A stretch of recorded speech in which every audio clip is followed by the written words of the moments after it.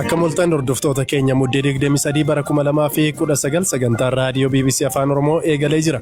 Sagantaa irraa keessatti naannoo Amaaraatti lakkoofsi namoota masjiidota gubuun shakkamuun to'annoo jala oolaa jiranii dabalaa jiraachuu.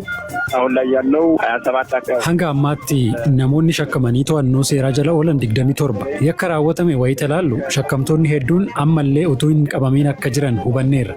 Ajjechaa gaazexeessaa beekamaa Jamaal Kaashoogjiin namoota 5 irratti murteen du'aa darbu. Garaagarummaa yaadaa walitti baquu paartiilee fi ida'amuu ilaalchisee obbo Lammaa Magarsaa fi ministeera muummee Abiy Ahmed gidduutti uumamee ture ilaalchisee. Jalqabumayyuu dhugaa dubbachuudhaaf namoonni kun garaagarummaa bu'uuraa guddaatu jira jedhee hin amanu. Ilaalcha adda addaa qabaachuu danda'u. Qopheessaan Hamzaa Hussein kan isiniif dhiyeessu Anzaalaa Lamtaa Addisaati.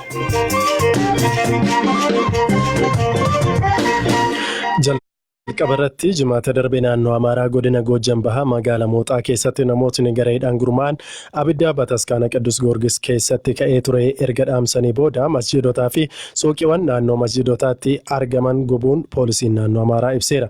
Gubachuu masjiidotaa booda bakkeewwan garaagaraa keessattuu magaalota naannoo Oromiyaa hedduu keessatti gochaa kana balaaleffachuun hiriirri ba'ameera.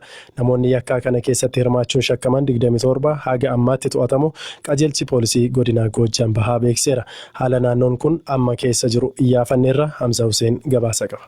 Naannoo Amaaraa godina Goojjam Bahaa magaalaa Mooxaatti jimaata darbe haleellaa masjiidotaa fi dhaabbilee daldalaa irratti raawwatameen walqabate haga ammaatti namoonni shakkaman 27 to'annoo seeraa jala oolfamuudhaan qorannoon eegalamuu qajeelchi poolisii godinichaa beeksise. Godina Goojjam Bahaatti itti gaafatamaa qajeelcha poolisii kata'an Inspektar Olaanaa Ayyaalnaa Tasfaa'ee marii taasifameen haalli tasgabbaa'uu fi hojiin shakkamtoota to'achuu itti fufuu ibsan. የነበረውን ተጠርጣሪ ቁጥር ቀናል አሁን ላይ ያለው 27 አካባቢ ደርሰዋል። Hanga ammaatti namoonni shakkamanii to'annoo seeraa jala oolan 27 haalonni tasgabbaa'aniiru. Mariin nageenyaa mana maree dhimmoota Islaamaa kan federaalaa fi naannoo fi dureewwan amantii kiristaanaa akkasumas qaamolee hawaasaa garaagaraa hirmaachise erga taa'amee amma tasgabbiitu jira. Hawaasnis dhimma kana mariidhaan furuun alatti furmaati biraan akka hin jirre ibseera. Shakkamtoonnis eeroo hawaasa musliimaa fi kiristaanaatiin kan qabaman. Hordoftoota amantii kiristaanaa fi Islaamaa gidduutti jibbiinsa uumuuf gocha raawwataniin shakkamani. Fuulduratti yakki isaanii ilaalamee murtii argatu. Kanaaf xiyyeeffannee hojjenna. Eeroo hawaasaatiin hojiin seera kabachiisuu milkaa'aa jiraachuu kan ibsan qondaalli kun hawaasni namoota yakka raawwatan eeruudhaan dabarsee akkuma kennuun lakkoofsi kun dabaluu akka danda'u dubbataniiru.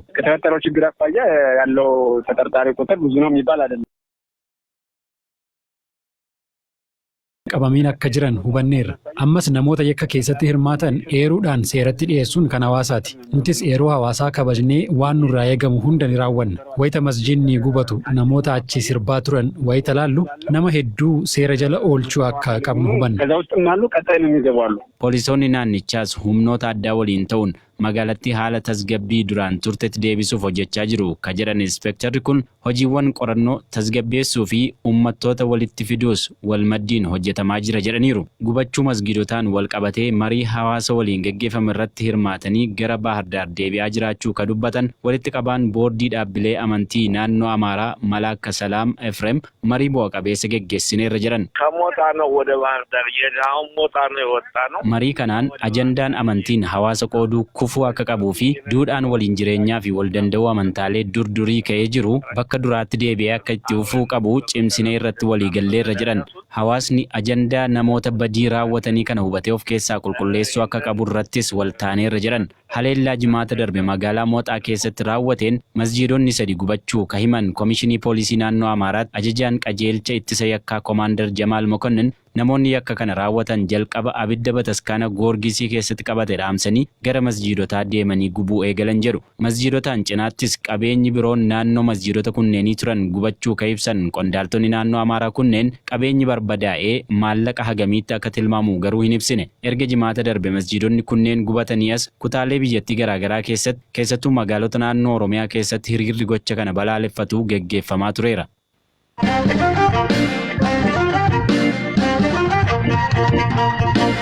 Manni murtii Riyaad gaazexeessaa beekamaa Jamaal Kaashoogii ajjeesaniiru jechuun namoota 5tti murtoo du'aa yoo dabarsu 3 hidhaan adabeera. Ajjechaan Kaashoogii mootummaa Saawudii irratti qeeqa guddaa kaasaa ture. Baqqalaa Toomaa dabalata qaba. Mootummaa Saawudii qeequun kan beekamu gaazexeessaa Jamaal Khashoggi bara darbee qoonsilaa Saawudii Tarkii jiru keessatti ergamtoota mootummaa Saawudiin kan ajjeefame. Fulbaana 2 bara 2018 Jamaal Khashoggi hiriyaasaa yeroo dheeraa Hatis Kenzis waliin wal fuudhuuf waraqaa barbaachisu fudhachuuf ture Ameerikaa irraa gara qoonsilaa Saawudii Tarkii jiru kan deeme. Haa ta'u malee erga mooraa qoonsilichaatti ol galee deebi'ee yeroo bahu hin argamne. Qondaaltonni Saawudii ajjeechichi sababa wal dhabdee Jamaal Khashoggi fi namoota gara Saawudiitti isa galchuuf ergaman gidduutti uumameen akka raawwate ibsanii kanaafis namoota 11 irratti qorannoo gaggeessaa turaniiru. Ogeessi UN tokko ajjeechaan kun murtoo seera malee mootummaadhaan Khashoggi irratti raawwatame jechuun ibseera. Ogeessi UN qoranicha gaggeessaa ture Agnes Kalamardi waxabajjii darbe akka ibsetti hooggantoonni olaanoo Saawudii ilma mootii Mohammed bin Salmaan dabalatee ajjeechichaaf itti gaafatamuu akka qaban ragaan agarsiisu jira jedhee ture. Haa ta'u malee Mohammed bin Salmaan ajjeechicha keessaa harka akka hin qabne hime garuu namoonni dhuunfaa ajjeechicha raawwatan hojjettoota mootummaa waan ta'aniif anis akka gaggeessaa Saawudii tokkootti itti gaafatamummaa isaan nan fudhadha jedheera. Gorsaan mootummaa Saawudii olaanaa Saawud Al-Qaatini aangoorraa kaafamuun qoratamaa turus ragaa gahaan waan irratti hin argamneef himanni akka irratti hin banamne abukaatoon uummataa himaniiru. Itti aanaan duraanii tika mootummaa Saawudii ajjeechichaan shakkamee to'annaa jala ture Biraan Ahmed Asiris bifuma wal fakkaatuun bilisaan gadhiifameera. Itti aanaan abukaatoo uummataa Saawudii Shaalaan ajjeechichi dursaa garee namoota hoogganaatti ajajamuu himee ture. Gareen ergame kun erga diddaan Khashoggi fi isaan gidduutti uumameen booda summii hadoochu humnaan olii isa waraanuun lubbuun isaa akka darbe qorattoon adda baasuu himan abukaatichi. Sana booda reeffi isaa kukkutamuun akka dhabamsiifamuuf deeggartoota ajjeechichaa Istaanbulitti qophaa'aniif kennamuutu himame. Abukaatoon Saawudii akka jedhanitti waliigalteedhaan yookiin humnaan gara Saawudiitti isa galchuuf malee ajjeechaan isaa dursee kan itti yaadame hin turre jedhani. Ajjeechaa kanaan namoonni 31 qoratamaa turuun 21 to'annoo jala turan. Isaan keessaa 11 mana murtii Riyaaditti dhiyaachuun 5 irratti murteen du'aa yoo darbu namoota 3 irratti hidhaa waliigalaa hanga waggaa 24 murtaa'uun kan hafan 3 ammoo balleessaa hin qaban jedhamuun gadhiifamaniiru. Human Rights Watch dhaddachichi karra cufaatti gaggeeffamuu himuun kun ulaagaa idil-addunyaa kan hin guunnee fi mootummaan Saawudii ta'ee jedhee haqa jallisuuf kan itti fayyadamedha jedheera.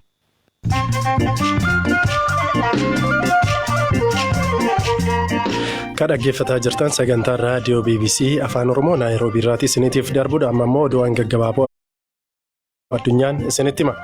Ministeerri kalaqaa fi teekinooloojii Itiyoophiyaa biyyootni Afrikaa 8 suuraa satalaayitiin guyyaa 4 dura gara Hawwaatti ergamte kaastu bituuf Itiyoophiyaaf gaaffii dhiyeessuu beeksise.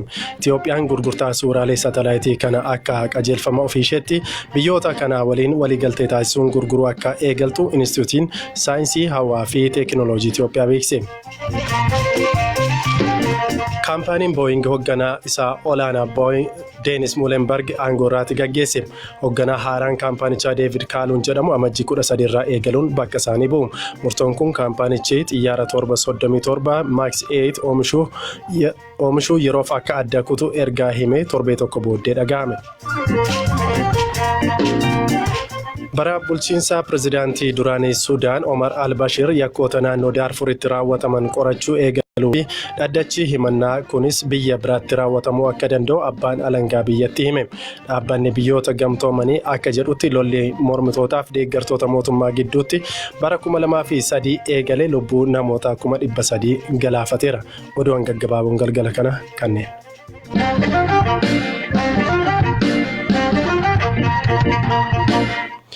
Taphattoota garee kubbaa miilaa biyyaalessaa Eertiraa tapha Seekaafaa irratti hirmaachuuf gara Yuugaandaa imalan keessaa 7 miliqan. Dubbii himaan Seekaafaa Deenis Muulinduu taphattootni kunneen erga tapha raawwatanii gara biyyaatti deebi'uuf buufata xiyyaaraa idil-addunyaa Inteebee ga'anii miliqan jedhama. 7 of them are reported missing. Torban isaaniitu miliqan. Taphattoonni kunniin buufata xiyyaaraatti erga geeffamanii booda achii miliqan. Konkolaataa biraa buufata xiyyaaraatii isaan fuudhu fidanii waan haala mijeeffatan fakkaata. Gara xiyyaaraa deemuu dhiisanii gara konkolaataa sanaa deeman. Haala kana imbasii beeksisneerra. Mootummaa fi Federeeshinii Kubbaa Miilaa waliinis hojjechaa jirra. Akka Seekaafaatti Eertiraarraa fedhii hedduu qabna turre. Kubbaa miilaatiin fooyya'insa gaarii agarsiisaa jiru. Tapha walakkaa xumuraa irratti silaa ka Keenyaa mo'achuuf turan taphattoonni 4 waan miliqanii badaniif mo'ataman. Ammas silaa xumuraaf ga'aniiru. Fooyya'insi gaariin jiraatus taphattoonni keessaa harca'aa deemu taanaan mootummaan biyyattii taphattoota isaa dorgommiif erguu dhiisuu mala. Haalli kun immoo taphattoota Eertiraafis ta'ee naannoo sanaaf gaarii miti. the recent players and the region at large.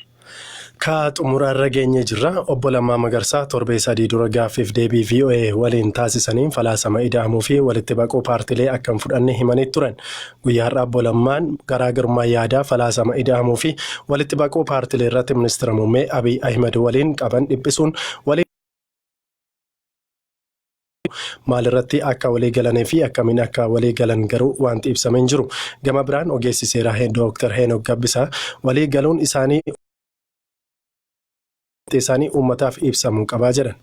Jalqaba mormiin gaafa kee obbo Lammaa Magarsaa miidiyaatti as ba'ee akkatti waliin galle yookaan achi keessa taa'ee akka sirreessuuf yaalu yookaan immoo gadi ba'ee uummata Oromoo waliin akka mari'achuuf yaalu dubbatee ture. Ammas immoo tarii maalirratti akka walii galame garamitti yookaan immoo adeemsi isaanii maal akka fakkaatu marii sana uummataaf akka ta'utti tuu gadi ba'ee dubbatee uummanni fi obbo Lammaa Magarsaa irraa expectation guddaa waan qabuuf mormiin isaa maal akka ture maaliif akka mormi madda marii sana yookaan walitti baqiinsi kun akkamiin akka Oromoo fakkeenyaaf dambii ittiin bulmaataa keessaa caqasee rakkoo jiru amma immoo kanarratti walii galle gaaffii Oromoo akkasiin deebisuu danda'a kanaaf walii galle jedhee uummataaf ibsuun barbaachisaadha gama kanaan dirqama iftoomina guddaa turraa eegamaa jechuudha yoo walii hin galles immoo necessarily walii galuun immoo dirqama